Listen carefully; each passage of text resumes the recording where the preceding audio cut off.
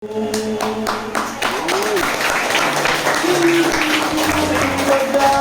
at di nagbabago, pinatunayan mo ito sa krus ng Kalbaryo. Kaligtasan sa iyo ay natamo. Dahil sa iyong tanging pagmamahal, ako ay